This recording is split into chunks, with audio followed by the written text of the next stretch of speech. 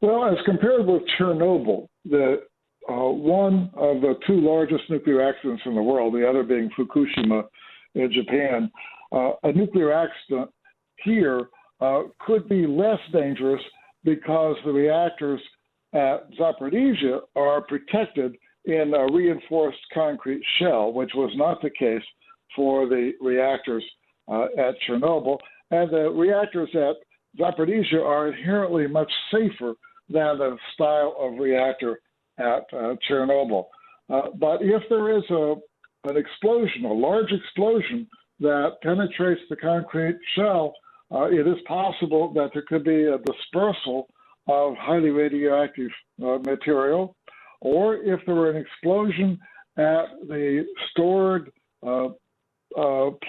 stored facilities in the plant where spent fuel is kept, that could also result in the dispersion of radioactive isotopes.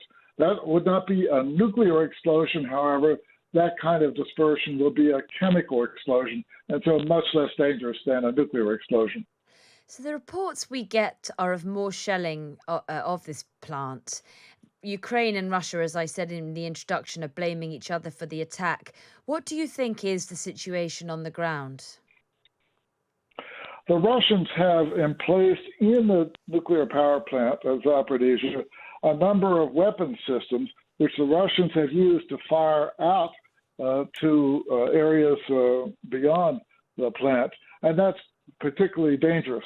The Ukrainians have been careful not to fire weapons into the Zaporizhia plant that are, let's say, not well guided, but they appear to have used some targeted drones to destroy some facilities.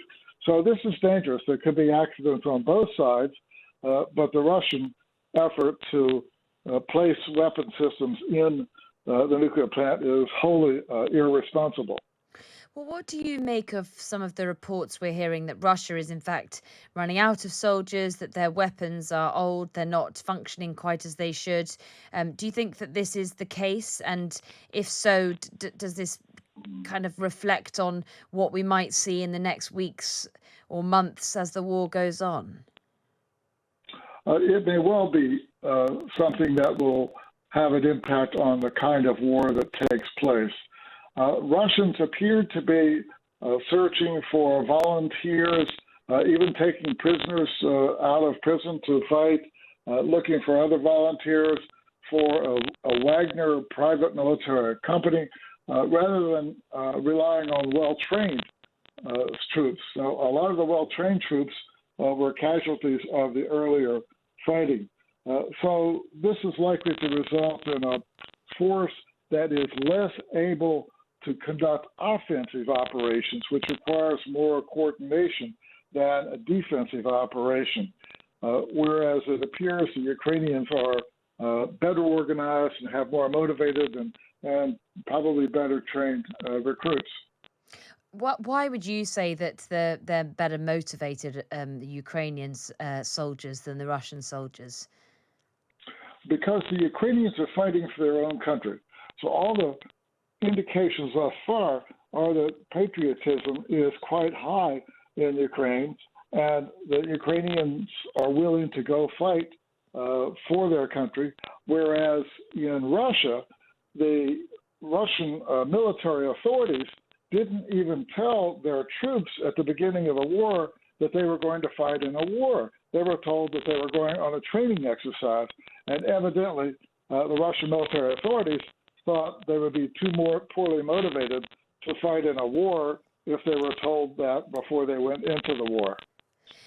So, given that, if the Russians lack motivation, it suggests that many of them are, not as passionate about their fighting as you said, as the Ukrainians are. President Zelensky earlier this week calling for a ban. I don't know if you saw this. I'm sure you did. News a ban to Russian tourists in the West, but it would suggest that Russians have a price to pay when perhaps they really are unwilling in all of this. So many of them, and many of them, the tourists particularly, who've left because they object to this war. So some of the Russians who have left have objected to the war silently and just left.